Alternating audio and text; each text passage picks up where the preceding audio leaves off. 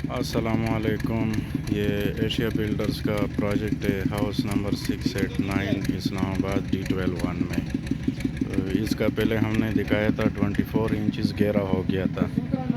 अभी इसका हो गया है गहरा के ऊपर लीन हुआ है। लीन कंक्रीट है, इसको PCC कह सकते हैं। PCC इसका 4 इंचज़ PCC हो गया। और ये आज इसका क्यूरिंग भी हो गया है, पानी लगा दिया है।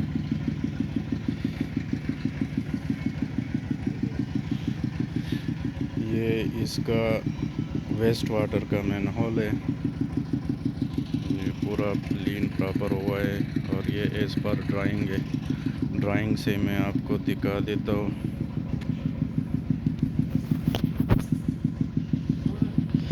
ये ड्राइंग है इसका। ये 24 इंचज़ इसका गहरा हो गया है और ये 4 इंचज़ PCC भी हो गया है। तो अभी ये डेवलपमेंट इसमें हो गया है। इसके बाद जैसे ही इसका आगे प्रोग्रेस चलता जाएगा, हम आपको डिटेल बताते जाएंगे।